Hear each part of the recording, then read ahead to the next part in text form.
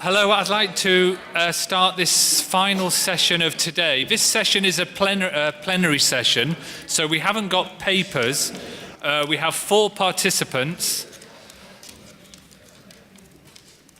So we've got four participants. I will introduce them, and I will also just introduce the way that we're going to approach this session, which is slightly different. So I'm very happy to introduce the 4 participants. First of all, Anna Triandafyllidou from the EUI in the Global Governance Programme in the Robert Schuman Centre for Advanced Studies. Also next to me, Peter Bosch, who is currently in the Joint Research Centre of the European Commission, but a long career in the European Commission, particularly in what we now know as DG Migration and Home Affairs. Paola Alvarez, who's from the International Organization for Migration, based now in Rome, and Nicola Piper, who obviously spoke earlier, from the University of Sydney. So this session is, what I've asked the speakers to do is speak for around 10 minutes in relation to a number of questions that I raised, although I was quite flexible. There is quite a wide range of questions, and I left it quite open about how people might want to think about their comments. But just to give you a sense of the questions that I suggested could be a focus, and we'll see if they think these questions are even vaguely interesting. We'll soon find out. So, for instance, how do periods of crisis affect migration policy, changes in policy, and also do they play out and affect interstate cooperation on migration, affect regional dynamics? I also asked them if they were interested in reflecting how knowledge and research, scientific research, academic research, or other forms of knowledge production by, for instance, think tanks, international organizations, how that kind of knowledge, or those kinds of knowledge, about international migration are circulated within migration governance systems, and whether this research is utilized and how it's utilized. We also suggested consideration of how particular understandings of international migration as an issue become prevalent within migration governance systems as an asset, an opportunity, a risk, a threat, and the effect that may have on cooperation between states, bilaterally, multilaterally, and of course regionally. I also asked whether they might be interested in reflecting on how more informal cooperation at official level between governments and other organizations, such as within international organizations or with international organizations, might create interesting dynamics around interstate cooperation compared to more formal, I think we talked about this morning, kind of top-down dynamics. So official, which may involve them bringing in a wide range of other organizations. And also, as a final question, comparatively, I thought it was interesting to ask our speakers to reflect on how migration governance in one region may be affected or shaped by experiences of regional migration governance in other regions. Do regions learn from each other? If so, how does this, maybe negatively or positively, or how does this occur? So those are the questions, which might all now be ignored, so I might have just wasted a few minutes. But I will now, in the order of the program, I'd like to invite Anna to speak first, then Peter, Paola, and Nicola. Thank you. Thank you very much all for your patience. Thank you, Andrew. As you have realized, that this is like the panel which is going to address everything you wanted to know about regional migration governance and never dared to ask. We're here to respond. I'll try to confine myself to 5 or 5.5 points. One is the historicity of migration and asylum. I think we should never lose from our sight the fact that migration and asylum happen in specific historical contexts, and I think we had plenty of examples this morning and afternoon discussing regional migration governance. So for instance, considering asylum, I can distinguish 3 periods, the post-war period, the post-1989 period, and perhaps what would be the post-9/11 period.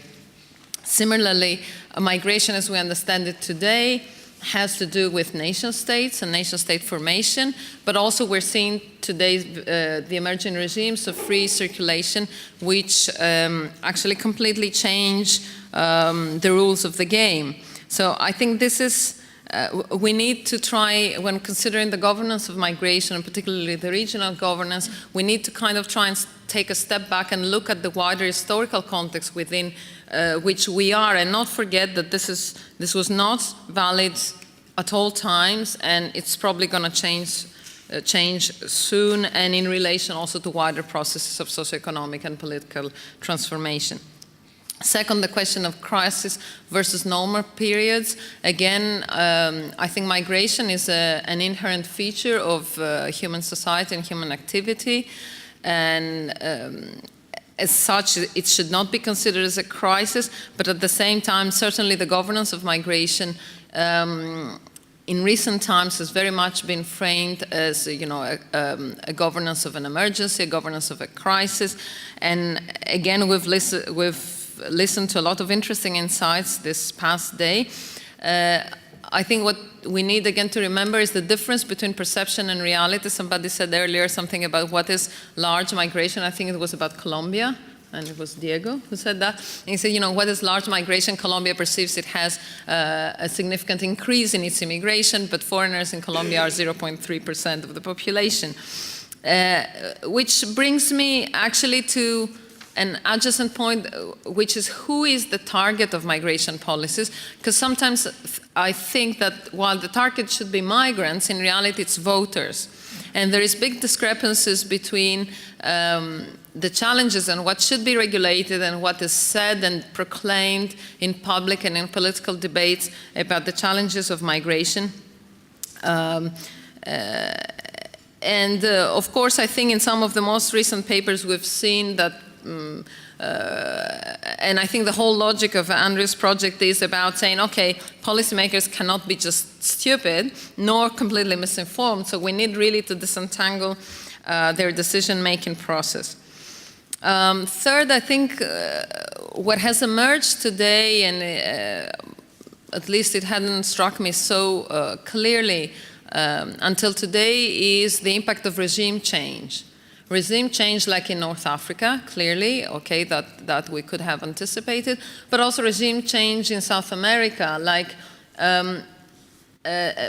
slightly delayed impact, secondary impact of the implosion of dictatorships, and the way this can be metabolized also in migration governance.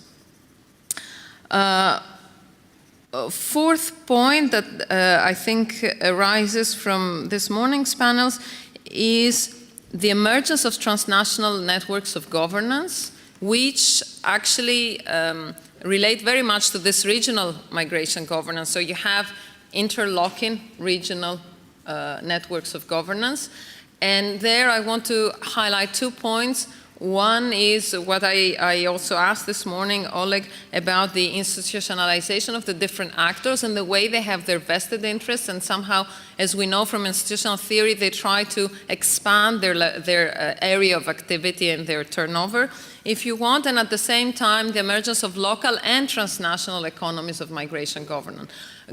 Local economies of migration governance, I have in mind, for instance, what is happening in Greece or in southern Italy in the last couple of years, where a lot of people have found work in relation to that, but also transnational economies of migration, and I think this refers to international organizations, including the UNHCR, the IOM, but also large NGOs like Médecins Sans Frontières and similar, which actually, again, see their activities multiply and expand.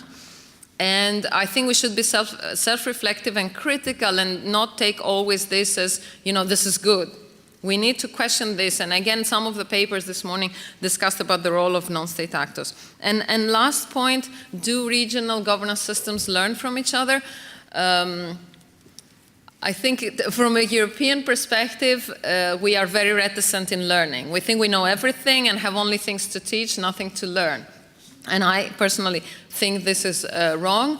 I had been involved myself in research on the regional, within brackets, cultural understandings of global governance, and we were trying really to deconstruct what is global governance and how is it understood in different world regions. And I think such a question, such a perspective would very well apply also to migration governance. So try to get out of our comfort zone and think of how they do it in other regions. Again, I think South America is a very interesting case in point. Thank you very much. Thank you, Anna. So, Peter? Yes, thanks a lot. End of the day, it's a very intensive day. I've been working in what Andrew might call the migration governance systems at all layers. No, I've been working for the UN. Nowadays, I work at the EU level. I've been representing a member state. I'm the Netherlands, and I do a lot of work with cities. And I'll make a couple of observations, quick ones, not very structured, but responding to the conversation, the extremely rich conversation that we are having today. It gets me out of my comfort zone, Anna, I can tell you. It is very interesting to learn about the different governance systems, and it's really interesting to see what's happening in different parts. It's too bad that there's not a lot of Africa, because we really also need to learn a bit more about Africa, but that's just on the side. Just a couple of observations. First of all, the project you're having is very important because you end up in spring 19, which means that you're half a year before the new Commission takes office.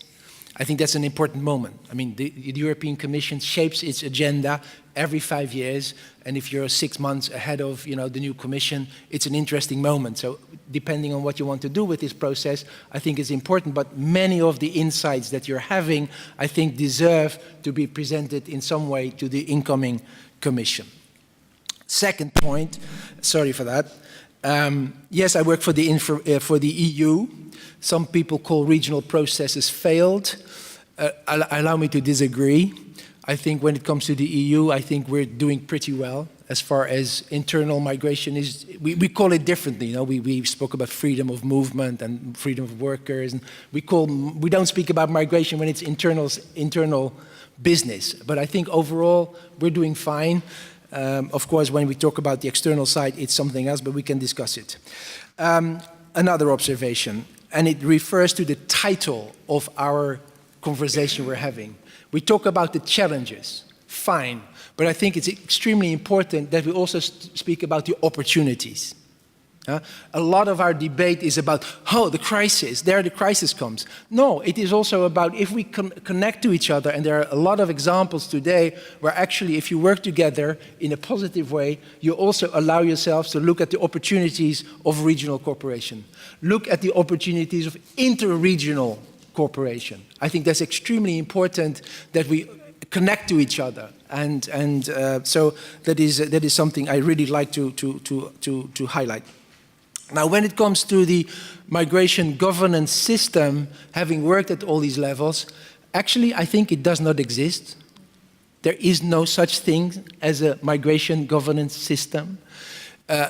My neighbor, we're discussing a bit, she speaks about multi-centric organizations. I think she's right, in the sense that if you go to New York and you discuss in the UN, you have a very different debate as if you're talking in cities.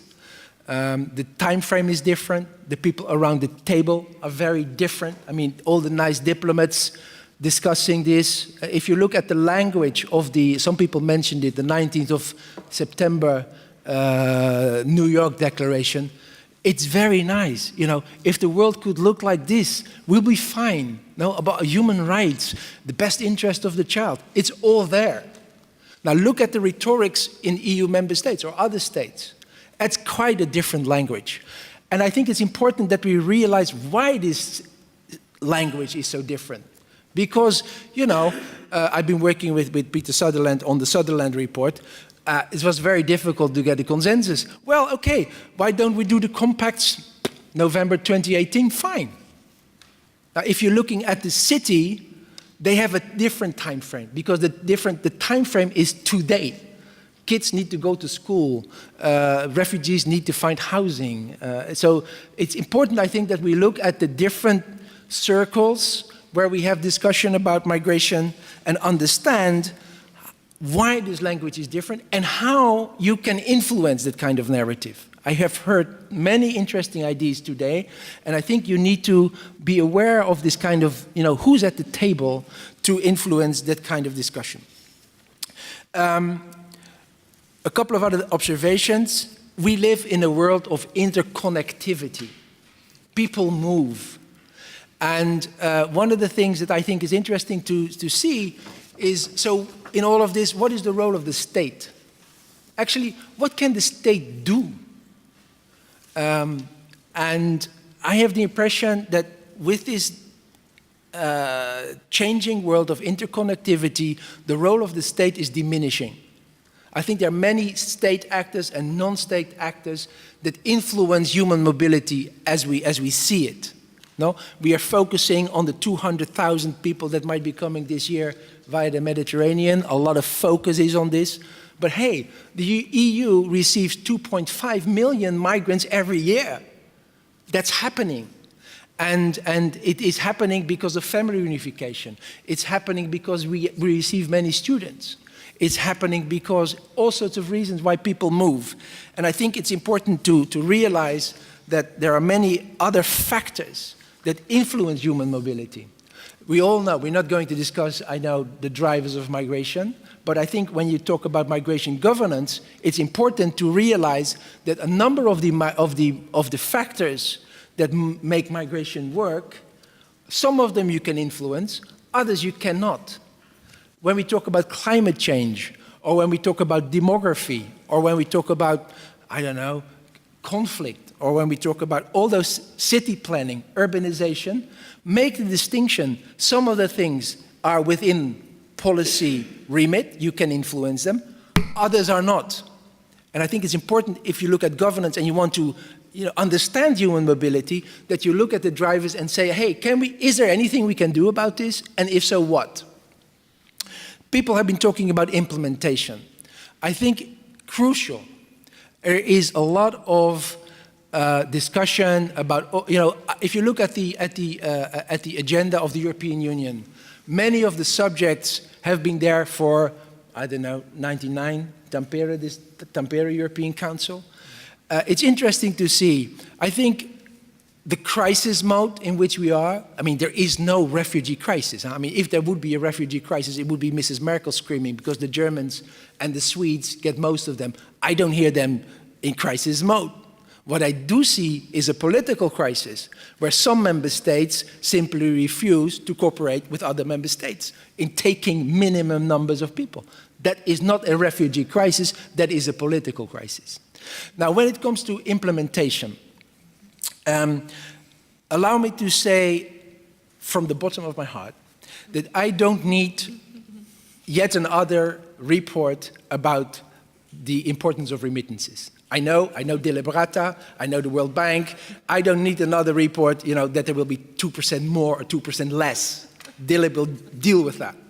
But what I need is a paper that explains to me why 20 years after we have put in the UN text that we're going from 15 to 5%, why isn't it happening?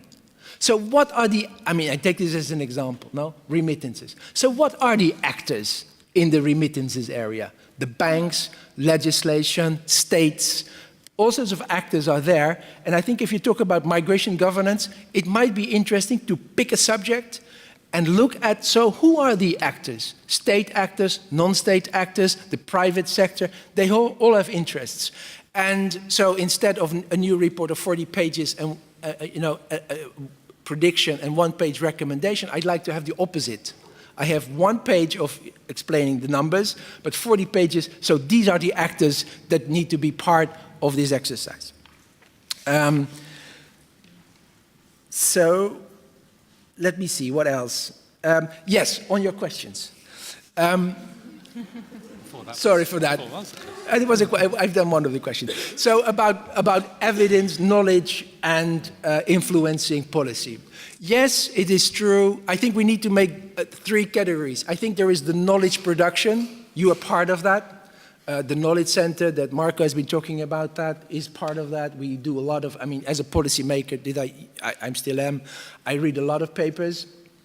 So there you have the world of the knowledge production. Then you have the policy officer who reads all of this, but then you have the political climate. These are 3 extremely different things. And I think the beauty of a real good policymaker is to make some sort of policy recommendations politically acceptable.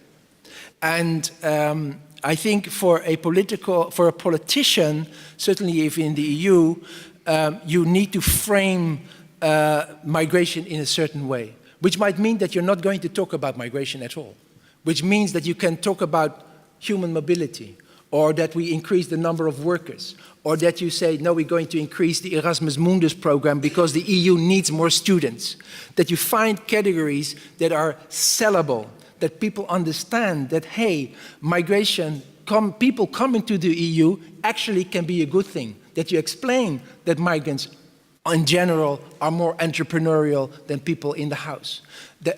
I think there is a lot to be done to be much more effective when it comes to presenting the facts and the figures, and this is one of the things that we're really trying to look at. Final point, I think we're in an interesting part of policy making. I think policy making is going to change enormously over the next 5 to 10 years, and some of you have hinted at that. I think what you see happening is that the nice narrative at the UN level is reflected at the level of the cities. I think what you see happening is an enormous mobilization of our citizens.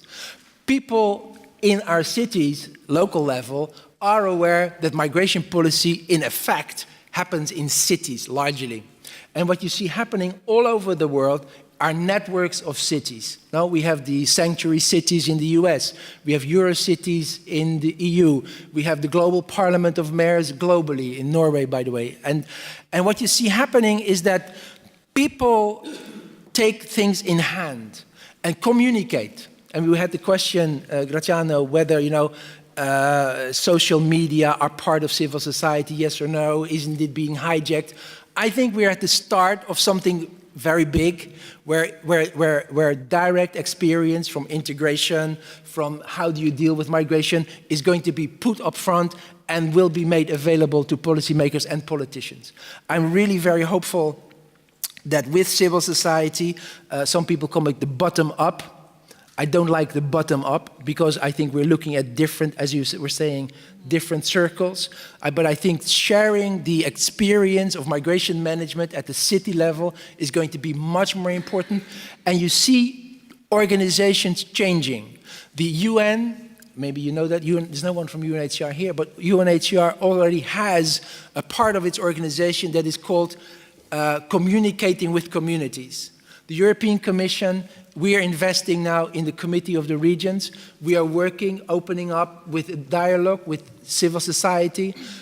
We are engaging much more actively with the private sector. You see things happening. And I'm very hopeful, and your experience will help in that policy will be influenced much more directly to those experiences, because there are many good practices and we can learn from that. So thank you very much. Thank you very much. I wanted to speak about the challenges to answer the questions that Andrew raised. Concerning the challenges for regional migration governance, I have identified 3 types of challenges. The first one would be related to dealing with perceptions.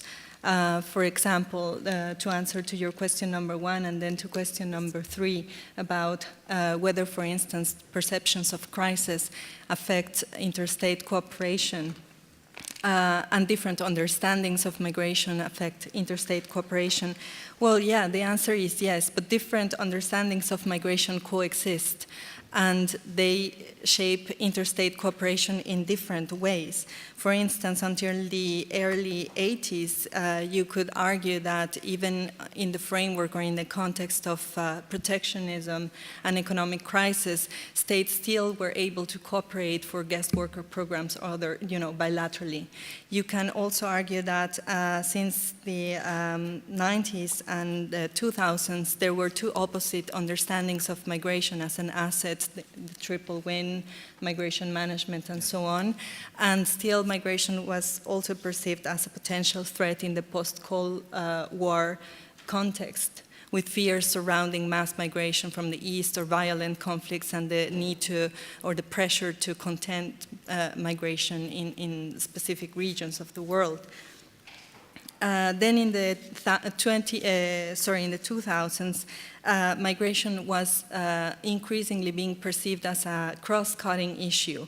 And this translated, for instance, at the global level in recommendations such as the one of the Global Commission on International Migration on mainstreaming migration in development strategies, which then interstate cooperation had a different shape, dividing states between donor states that were supposed to finance and push for mainstreaming migration in developing states, which were commissioned the task of mainstreaming migration. And recently, even if migration is increasingly perceived as a threat, you still have this narrative of migration as an asset, especially with remittances and the economic aspects of migration. And you still have data coming from international organizations, mainly the World Bank, pushing for that discourse. This is accompanied with measures and fora that discuss remittances, including even the financing for development, Addis Ababa, and on all these sorts of processes. So to answer to the question about how knowledge and research on the causes and the effects of international migration are circulated, I think as you pointed out also, Peter, the issue is also how knowledge is produced. And the production of this knowledge is fragmented. And it's also, this is mirrored in how it is circulated. So the production, of course, migration data has been constructed by international organizations, and not only, also by governments, as a fundamental subtype of internationalized matter of migration, based on the conviction that the lack of evidence or inappropriate evidence is it's hindering effective policy making. And yet, you have different types of knowledge produced by different types of actors, sometimes even commissioned by the same entities, that overlap. And these different types of knowledge, as you mentioned, Andrew, circulate through distinct groups of actors or networks that very hardly intersect. You have groups of policymakers discussing specific knowledge, sometimes commissioned even by themselves. You have researchers discussing among themselves, but these different categories rarely interact, or if they interact, I think there are still some biases on how this interaction happens. On the question about how or whether informal cooperation is shaping, again, migration governance systems. Well, I think formal interstate cooperation on migration, with or without the participation of international organizations, suffers from limitations and constraints that different actors are increasingly trying to circumvent. And we have been witnessing the proliferation of different types of instances of informal cooperation, in the form of deals, statements, MOUs, agreements, and so on. And even though these are not codified, they have formal implications from the moment that resource allocation is attached to them, which requires their operationalization. And on your last question regarding whether regional migration systems learn from one another, well, it depends on how you analyze the question. I think some authors would argue that, for instance, international organizations have a very important brokering role in some of these processes that allows the transposition of problems and solutions from one region to another, and yet you have, South America, like what we heard this today, you have very different arrangements and instances of cooperation within regions that distance themselves from one another. So yes and no. Thank you. Thank you. Nicola? Okay, I'm approaching the questions Andrew has put to us from the point of view of Asia. And this, first of all, obviously raises the question, when we talk about Asia, what do we actually mean? And what are the idea of a region in Asia? Because really, when you strictly speaking, when you look at it, there's Central Asia, then there's Southeast Asia, East Asia, South Asia, and what the United Nations calls West Asia, which is essentially the Gulf states. Now, with regard to an institutional architecture around regions, we actually have sub-regions, and we actually only really, apart from the Gulf Cooperation Council, about which I think we hear from someone tomorrow, we actually only have two more. One is ASEAN. We've already heard about ASEAN today, but the second one is SAARC. So the South Asian Association, Cooperation, I've forgotten now what exactly it's called. That's it, right. So we actually only have these two bodies.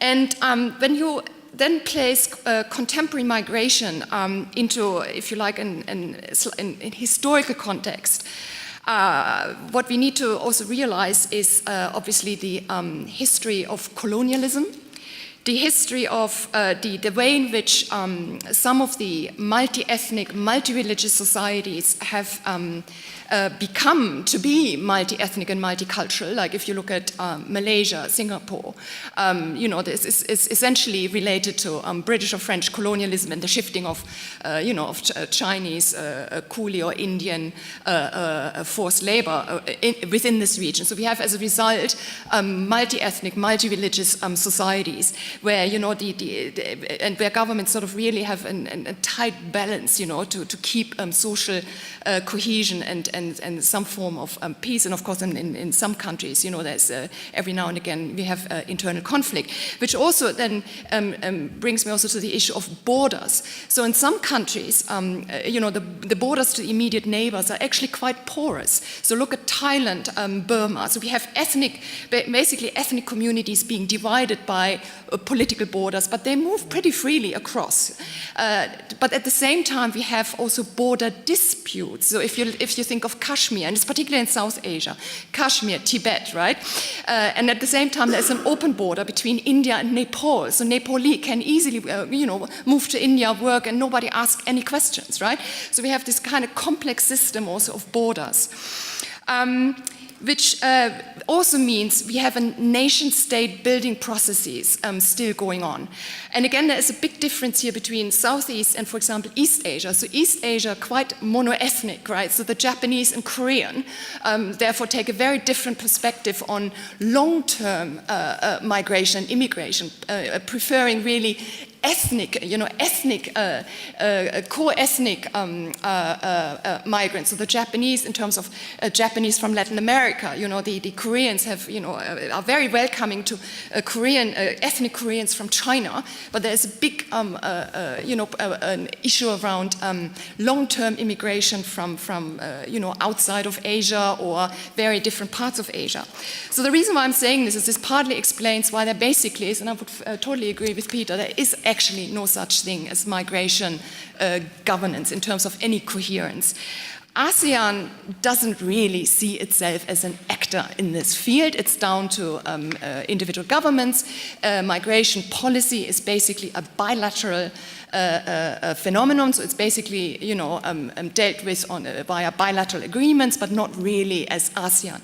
When ASEAN is being pushed to address migration, it's literally from the outside, so it's an externally instigated process, so it's basically international organizations, it's regional consultative processes, but it's basically pushed by or facilitated by international organizations. Obviously, Australia here also an important actor when it comes to irregular migration and the not the regulation, but the avoidance of, obviously trafficking and people smuggling. So when we have these regional consultative processes, what is really mostly being dealt with is the managing of irregular migration. When it comes to human rights and legal migration, it is very strictly regulated on a temporary migration basis. So all you can do is you can migrate for 2, 3, 4 years and that's it. Their pathways to citizenship are pretty much absent. I'm talking about Asia. And why is this again? Because most of the intra-regional migration is in actual fact by low-skill, low-wage migrants. So there's also a class issue. These migrants they are seen as a necessary evil. So even in like I used to live in Singapore, domestic worker migration, a huge issue. Singaporean employers would say, well, they would prefer not to have them, but it's a necessary evil. They have to have a domestic worker, right? So it's actually from that point of view, the way in which migration is understood, I personally feel is it's very an instrumental approach, is seen as from the point of view of economic development, but not really from the point of view of having newcomers become citizens and so forth. And this is also reflected with regard to refugees. Refugees are tolerated. But there is no formal refugee system. They are not being recognized as refugees. Asylum seekers are basically not really recognized as refugees. Hardly any country, apart from the Philippines, have ratified the Geneva Convention. And the idea really in what we have is a situation of protracted refugees, right? So the idea actually is to have to wait for resettlement. The resettlement is largely not really happening. So Burmese or the Rohingya are then languishing in these camps for like 10, 20, 30 years and nothing is happening. But they are being tolerated. Why is that again? Because of the international community. The international community puts up the resources and so forth. I understand from a recent conference we've just organized in Freiburg, in Malaysia, and maybe Graziano later can confirm, there's now slowly something happening within ASEAN, which is partly in relation to the current situation here in Europe, where a lot of resources are, as I understand, are being pulled out. So Malaysia is now also beginning to think around this whole issue around refugees and what to do. But there are no clear ideas yet as to what's going to happen. So again, the big player here is actually US, the US TIPS report, Australia, the international organizations, but very little is actually coming from within ASEAN or SAARC is actually not really doing anything on migration. And on the few skilled and professional migrants, here we can see a little bit more happening, at least in ASEAN, with regard to things such as at least, accreditation of skills, thinking about harmonization of qualifications, but it's still in an early stage. And I understand from colleagues in Southeast Asia, the only other area where ASEAN is beginning also to look much more in terms of mobility is international student mobility. So they're beginning to think much more around, schemes maybe a little bit similar to the European Union, of course, totally underfunded, but this is basically it with regard to it. In terms of crisis, this is also why ASEAN doesn't have a perception of here being a crisis. It's normal what's going on. There is no such thing. And there is, of course, also no such thing as how you see it in Europe in terms of, the rise of right-wing politics. There is no Marine Le Pen. There is no, this is just, for Asian scholars, and it's just when they come to Europe, they go like, well, these debates we don't have. So, which really means, in many ways, there is really no such thing as a coherent migration governance in Asia.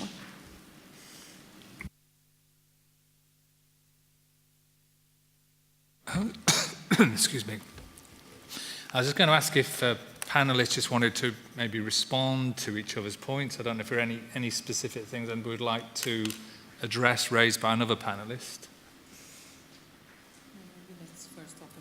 Okay, so what we could do then is open it up to the floor. And we're really intending to have a conversation. So if people kind of keep, maintain a kind of conversational focus so we can have a dialogue and involve as many people as possible. And a lot of hands have gone up. So I can see, first of all, Graziano, Roland, and Feline. So we'll start in this corner of the room and then we'll move around. So please. Yeah, I would call it my little reflection and summary of the day. I start from something which is widely acknowledged, which is that no nation can actually govern migration on itself, although we know that every nation has its own migration policy and no nation is willing to give up on that. It used to be called the last bastion of national sovereignty, the possibility to have a national migration policy. But given that no nation can govern migration on itself, then what is the next best step? And I think that we should reassert in this particular context that perhaps the regional approach might be the next best step. Okay, the bilateral is there, but the bilateral is one-to-one and then it's end there. And the migration regime at the international level remains a dream, so you cannot expect that. So the regional approach might be the next best approach. But of course, what was considered perhaps the most successful regional approach, which was the European Union, has been under criticism in many different respects. So we still have to work on that. My second point is government of migration or governance of migration, and what is the interrelation between the two. The term governance of migration somehow emerged at some point because people did not like the other term that became popular in the 90s, which was management of migration. And so to substitute that term, governance came out. But then, in reflecting on it, of course, there is difference between government of migration and governance of migration, where governance includes the non-state actors, right? So it includes all the soft type of approach to migration. Is that needed? Is a governance of migration somehow effective in any way? I think it is. It is in the sense that it completes the whole idea of government of migration reduced to simply state policies. Because there is much more that goes on, and we heard it over and over again, and many people who will participate in it. So the concept, I will reassert, the concept has its own validity to some extent, although you cannot call it a system or you cannot call it a regime. My third point is, what about the distinction between policy and the narrative of policy? What are we addressing when we discuss migration policies? Are we addressing the policies or the narrative of policies? And what do we want really to influence? A lot of time in the academic discourse, we end up talking about the narrative aspect, but not really the policy itself. So I don't know, I think that some attention is needed there. A fourth point has to do with, I do not know if it has been totally abandoned, but considering the various different critical situations when it comes particularly to refugees, the concept of responsibility sharing in terms of the governance of migration. I think it has a lot of validity, although in Europe it failed because Hungary did not want to take 1,100 refugees, but the concept is still valid, and I do not know how it will end up in the compact, but it has to be reasserted. When it comes to the governance, I do not know if we address enough the divide between skilled and unskilled migration. There is, Thomas Feist has emphasized this often, there is this divide, and ultimately when it comes to governing migration, the problem is not the skilled migration. The problem is the unskilled migration, where all the conflict and discussion, and so we cannot just address governance of migration in general. It has to be what kind of migration is governed. And Graziano, could we, because a lot of people want to intervene, could we just take that, because that's already 5 points. Is it possible to kind of... All right. Yeah, because there's quite a lot of people put their hands up and we do have sure. a reception. Is that, sorry, but we... Fine. Okay, thank you. Roland.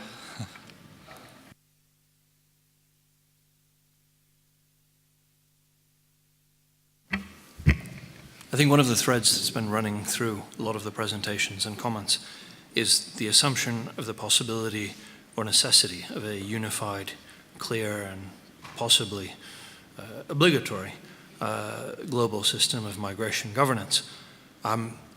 Just to play a bit devil's advocate, and not at all IOM's institutional position, why do we assume that this is necessary or even possible when we'd be hard-pressed to think of any other area where there is such a unified obligatory system? And is that assumption something that reflects a fundamental difference of opinion determined by the opposition of Roman or Napoleonic law and the perhaps messier common law or process of governance by accretion?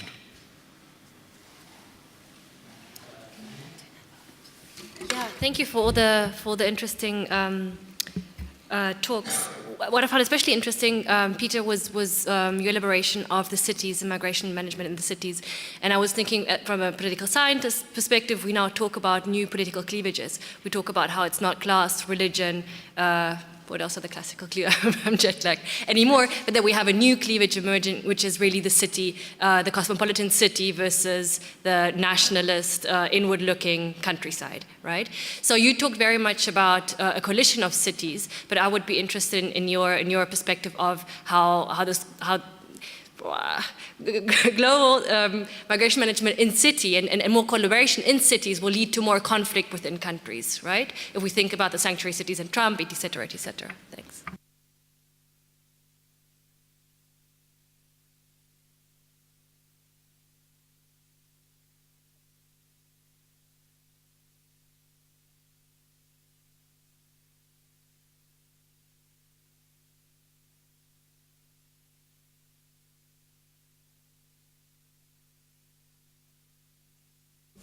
Well, yes, lots of interesting points. I'm going to just pick up on one, which is the issue of, why do we even assume or think about it, the necessity of a clear delineated system on migration. Why is it necessary? And I think one answer, might be way too basic, but I'm sort of still thinking.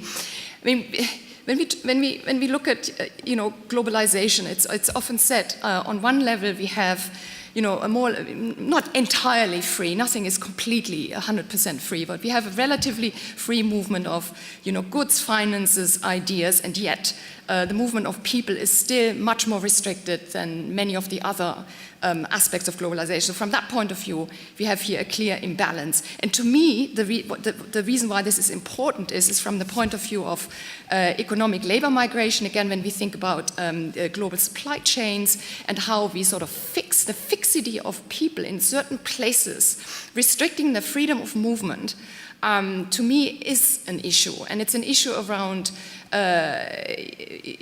labor rights, labor standards, and how to tackle things like the race to the bottom, social dumping, and I do think if there was greater freedom of mobility, we would actually be able to tackle some of these issues. So this is sort of one of my immediate thoughts to the particular issue.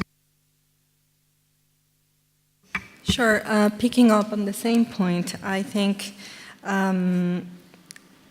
it is not that there is an assumption that a global migration governance regime is absolutely necessary, but it's how the problematization of migration has led to the internationalization of this issue and the building of a political consensus around it among states that led to a UN summit and then to a declaration and then to the idea of a global compact, for instance. And this is linked with the understandings of the actors of the migration governance system. So I think that's the added value of the project that you're leading, trying to make sense of how actors make sense of this. Yeah, maybe just two comments. One, on Graziano's point, maybe the next best step is the regional cooperation. I'd like to flag just one word, two words that haven't been mentioned yet. It's the supranational character of the EU cooperation. I think that's important, that you have, that you have a European Commission and that you have a court. I think it's important because in the end, the language that is developed at different levels, also in the UN and also in the Treaty of the EU, in the end, citizens and NGOs will have the possibility to go to the court and say, so what does that mean? And I think that is something that maybe is not present in other regional kind of cooperation, but I think that is fundamental, that you can get to test the normative in a system. Verline, on your point on the cities and the state, I don't know what's going to happen, but I have the feeling that there is an increasing tension between the state, the narrative of the state, the national identity, keeping people out in different states, and the realities of the city, which, sorry, but we have to find education for these children. People have to, go to the health services, and with a situation where you have this narrative at the state level, more limited budgets, cuts of the financial possibilities of cities. This is a tension that you can already see in different parts of the world, I find, and this is one of the reasons why we are trying inside the Commission to start working much more directly with member states, with cities, bring cities together and share experiences on how do you do things, because that concrete example of how you deal with people, new people in your society, can actually help to change the narrative. So this is one direction we're going to take now. And just before Anna, of course, we've got the first session tomorrow morning on cities, so that's something to look forward to. I won't say anything about cities. Now, I want to ask Nicola, why did you said that in Asia, Asian experts and governments or governance institutions would say we don't have this debate. I wasn't sure why they don't have this debate, because in some countries there's no democracy, or because there's no conception of left and right, or because migration is not a political or public issue. So that's a question. I want to remind us all that migrants are 3.5% of the total world population. They're not the canon, they're the exception. So I would question your remark, Peter, that, we can no longer live in the national framework, etc. While I would subscribe to it, I think we need to take into account the 95+% of the population of the world who live in the same country where they were born. Even in a free circulation regime like the EU, it's about 7%, the people who live in a country different than the country of birth. And actually we achieved the 7% after the enlargement of 2004. Before it was much lower.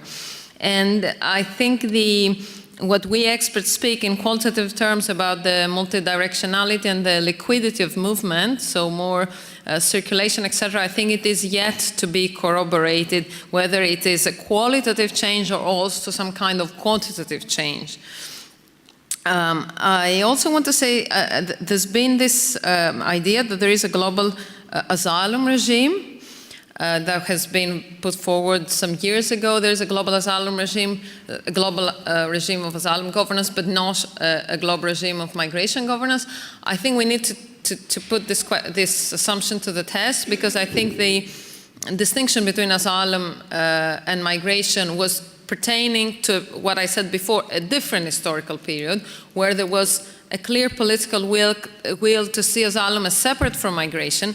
And when today, dealing with the Mediterranean migration emergency or asylum emergency, we speak about how did we do in the 1970s with the boat people in Southeast Asia, the boat people had something to do with capitalism versus communism, and that is why there was more political will to accommodate them. So I think at the same time, I think what we have, and I think in a way, Nicola, you highlighted this, we have transnational governance networks. And these, as you said, are very varied in their capacity, objectives, and geographical scope. That I think we have. Thank you. Are we open up again? I was going to, okay, so Stefan, Maria, and Stefan, and Katharina as well, yeah? We'll take 4. You were too slow, Diego. Okay. No, well, no, I didn't see that. So who was, now I can't remember who I said first. I think I said Stefan first. There's 2 steps. So first Stefan first. So, The one with F. Okay, that's both of us. Now, I would like to ask the panelists about the relationship between the regional and the global level of migration or migration governance. We all know there has been a lot of activity on a global level recently. If there has been progress, it's a bit of a different debate. But the question is, do we need first a more robust regional migration governance before we can even look at the global level? Or the other way around, could some progress on a global level make a better environment to have some progress on a regional level? So a very specific question, maybe to Peter Bosch. What effect will the Global Compact have on regional migration governance? And maybe to spice things up a little bit in the end, maybe we have a not very positive global environment for this kind of governance. We have a binding UN Convention on Migrant Workers that nobody ratifies. Now we talk about a compact that is non-binding very likely. And to also be a bit provocative, we have charter-bound UN organizations working on migration. Now IOM is playing a bigger role. That is a non-normative organization by its own definition. Is that a step forward? Maria? There are 2 points. I have one is for Peter and one is for Nicola. I was very inspired to see how you were saying that the Commission really likes to go deeper into the people's dimension. To engage with people and to engage with citizens and on the urban level. How do you think your work is working in the larger discussion about the democratic deficit? And I'm asking you this with regard to the framing that you suggest that the academics need to do with regards to the policymakers. Because in a certain way, if we are not really enmeshed into policy networks all the time, sometimes it's difficult to make the framings. And what we do here all the time is about a democratic deficit. So which other things which might not be migration may be really on the agenda? And I really subscribe to what you're saying. The other comment is to Nicola and maybe suggest to this conference to think a little bit more about what she said, and it is about issues of statehood and contested borders. And with my ERC project, the Astros and Contested Sovereignty, we keep on working especially on this contested statehood. And her testimony that the Asian system is very difficult to govern is one part of it is because you have contested states. I mean, look into the Middle East. There are failed states, weak states, contested states. In the Balkans, even they're in the neighborhood and all subjected to all kinds of dynamics of the European Union, and they're still there. And even in the Caucasus, you have a lot of frozen states. How are you going to govern that kind of territories? I think when I listen, being sort of new to this, to the presentations today on South America and Africa, the word that springs to my mind is entropy. Entropy, chaos. It's no learning. These are the closed systems. No ideas seem to be filtering from one governance experience to another. And yet they are internationally portable. I thought that this session is sort of more refreshing, and I think the exception was perhaps Anna's paper, that I think you have to think about it, A, more holistically, and B, in terms of what experience is internationally portable. Asian experience, China in particular, it is a great success story, which may perhaps apply to an island called Tunisia, or Algeria, or Afghanistan. You really have to think about this set of issues. The other is that they seem to be somewhat unbalanced. I'm an economist. For me, there are issues on the supply side and on the demand side. The two have to come together to work. Most of what I heard today applies to the supply side. Give people more rights. Yeah, well, you increase supply. But unless something happens to demand, that would compound misery. That's the simple economic prediction. If you want to look at it holistically, it takes two to tango. Katharina?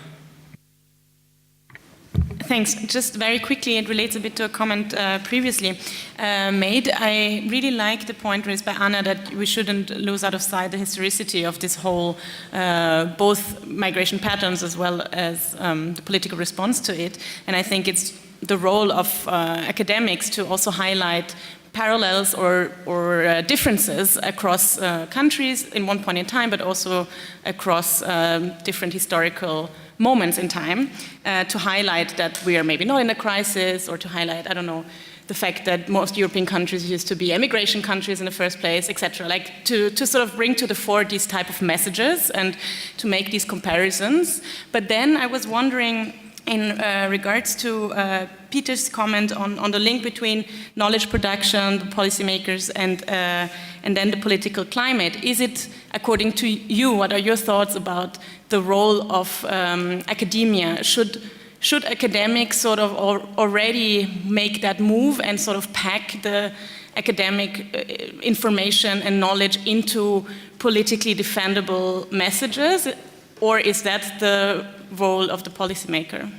Thanks. Should we start with Anna this time? Is that okay? Change your... I have nothing very special to add. I think it's all the comments are welcome. I like the point of Maria about the frozen states.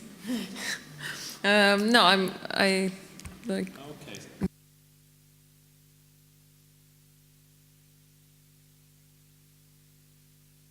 Just a couple of comments on the last one. Of course, academics decide what they do.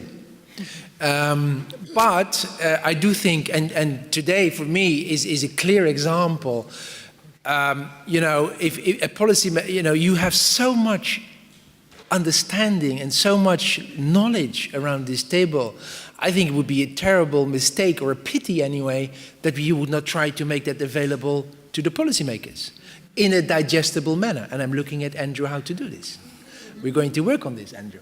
No, and I think, you know, and this is why, and by the way, good news, RTD, our DG RTD is currently programming the 2018, 19 and 2020 budget. There will be 110 million euro available for migration and migration-related subjects. Okay? One of the things I'm working on with the friends of RTD is that whatever report you may come up with, it needs to have two things. One, it needs to have an executive summary, most of you do, but it also needs to have policy recommendations. It must be there. If you apply for European taxpayers' money and you want to be policy relevant, you should be able to give policy recommendations which ideally are politically defendable. Whether this is the case, yes or no, that is the role of our political masters, but the shaping in policy terms, that is my role. But I really would like, you know, to get, I mean, as a policymaker, I really would like to get that kind of input in a digestible manner. So I think that is as far as the role of the academics is concerned. Indeed, I think it is also important that we learn from other systems, of other regional, how do people in other regions deal with this issue? And I think that is today also has in that sense been very very informative anyway for me. Last observation I'd like to make on the relationship between regional cooperation and the global compact. I must say, if you read now the New York Declaration, I think it's extremely ambitious. It's very well written, but to translate that into two compacts that are indeed not legally binding, we have to be extremely careful that it will not be a step back. I hope I don't sound too negative, but I think it's really going to be a real challenge. I know that many international organizations, IUM, UNHCR, are working very hard to make it operational. And I think a lot of innovative work is being done as we speak. So also working with private companies and all sorts of things happening. But let's see. But I think we need to do it in parallel. I think the UN has its track, but the EU, we will have our track too. And so, you know, if something nice comes out of November 2018, that will be fine, and then we can profit from it. But maybe the other way around too, that maybe the European experience can help other levels. So I would see a parallel kind of development.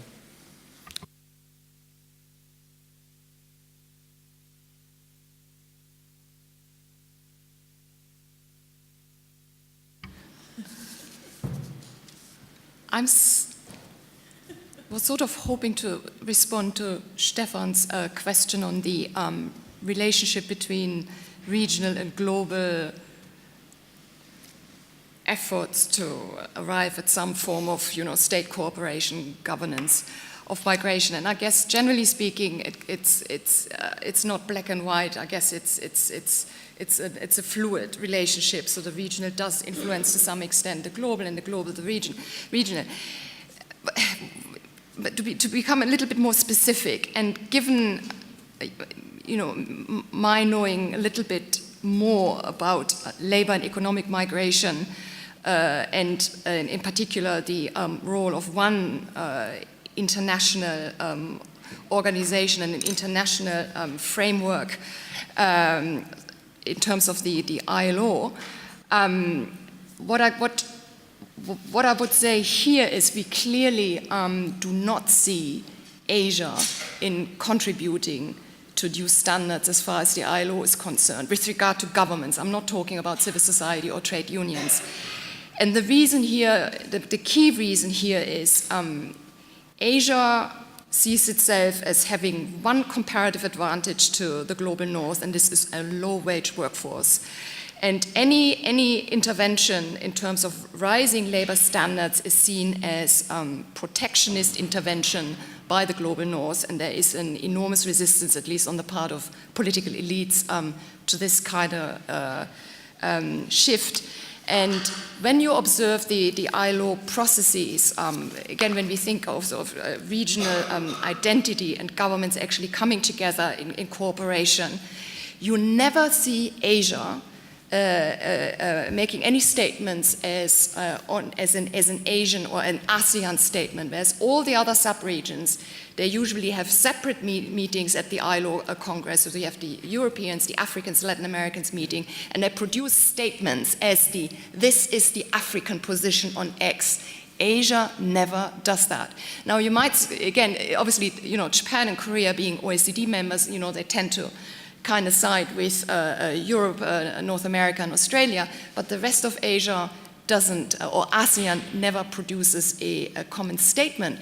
So here again, we have a clear limitations to a sense of, an regional or sub-regional position on such,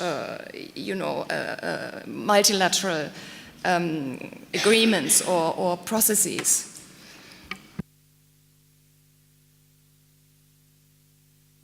Maybe on Stefan's point as well, on whether what comes first, the regional, the global, and how they interact with one another. I think it's a question of the la poule et l'œuf, as the French would say. I think it's an iterative process all the time, and we see that also as with Peter's comment on how the global might translate into local, and the local might affect the global in ways that we are not yet imagining or analyzing. And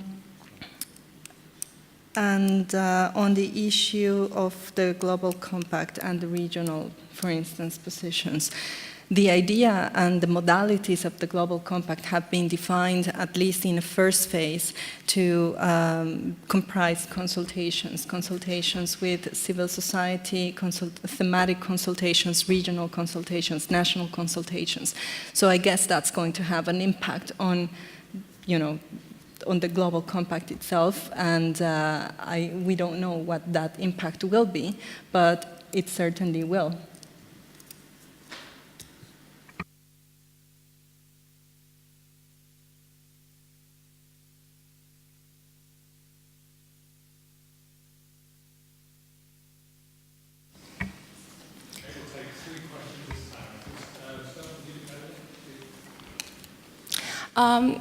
It's just to remind you, Peter, during our lunchtime, you came with recommendations and you said that every officer's policymakers should spend at least 5% of their working time in the field.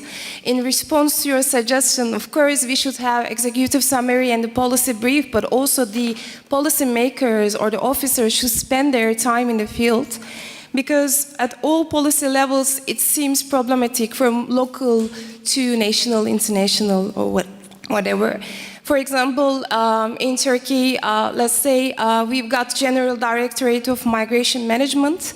Well, if that officer even once doesn't try to make an application or renew the residence permit by itself, it doesn't, she or he doesn't see what are the problems. They are not facing with the Turkish questions within the English form, for example. Then it will create a real interaction. And this is the suggestion from our side to your side then. Thank you.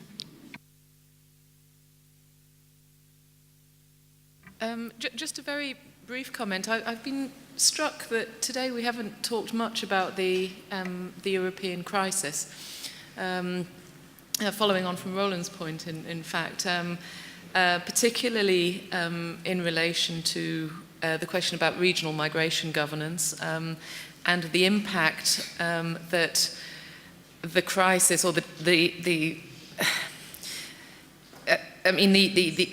crisis seems to have thrown into very, very clear relief, stark relief, the challenges that are associated with constructing any kind of regional migration governance, even in Europe. And so it seems to me interesting to factor that into our thinking about the prospects for regional migration governance and international migration governance in general.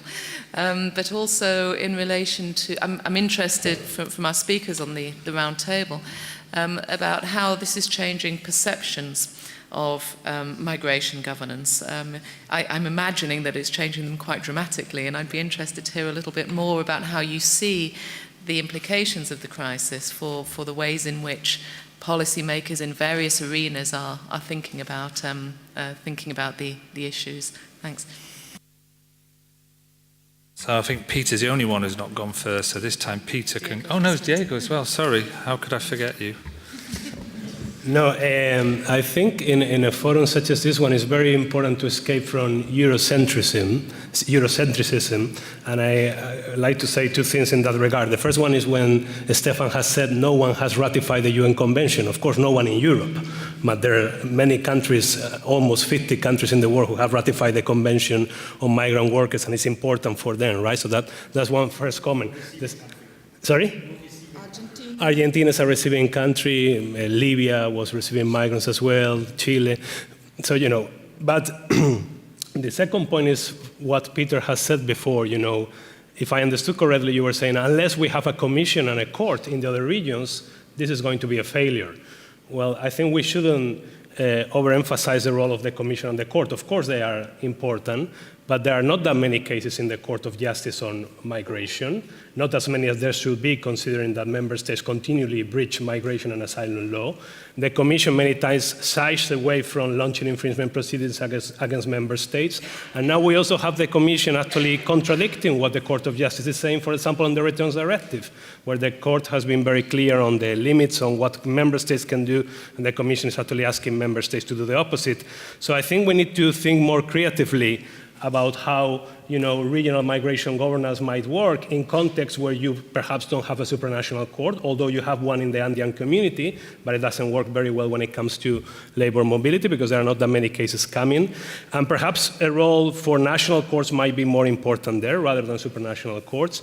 But we need to think creatively because otherwise we will say, well, any regional organization which doesn't have a commission and a court will not function. And that means that possibly no regional organization will function because it's very difficult to repeat the experience of Europe where, you know, obviously it's a very peculiar experience in the 50s and 60s, and that's why you have a court and a commission to begin with.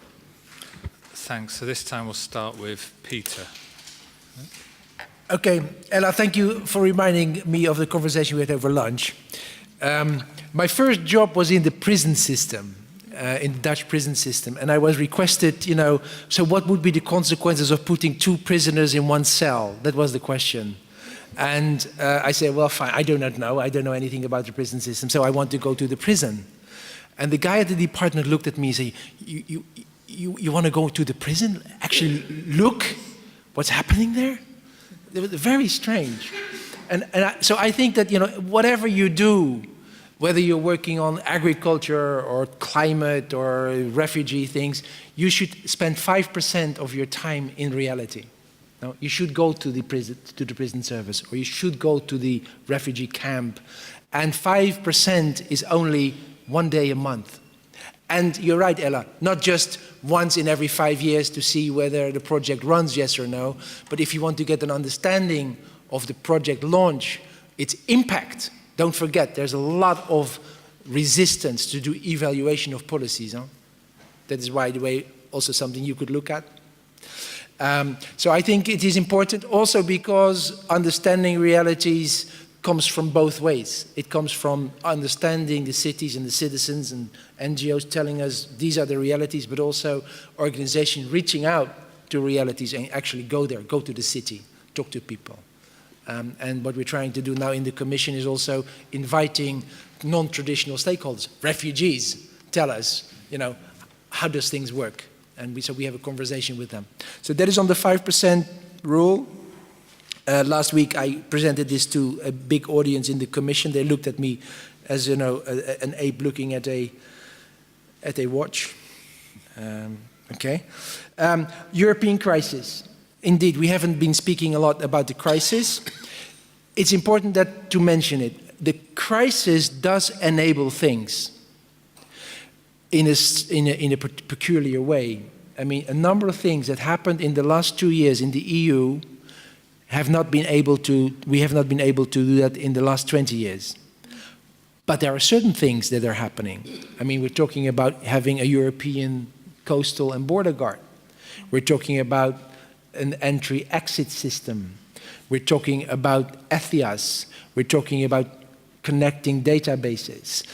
So it means that our migration policy discussion and politics are being influenced by other factors, which is the fear, which is the security agenda, which is the fear of, indeed, people might be coming on those boats and maybe more will be coming. And no matter what, so that is why, Andrew, I think it's also important to look at other, you know, factors that influence our migration agenda. I didn't pretend or didn't want to say that other regional entities are a failure. Don't get me wrong. The only thing that I'm trying to say that is if you have a normative framework, legislation, having a court and having a commission that goes after member states and say, listen, you have to do this, is an asset. I believe it. I mean, we are going to do an infringement case against Poland. We're going against the Hungarians. You can't be member of a family getting a lot of financial assistance, but refusing to respect the Geneva Convention. That's the only thing I'm trying to say. And so I apologize if I offended you in any way. It was not my intention. I think it's important to try to think about different ways in which regional governance might work in other regions where possibly you won't have a court and a commission.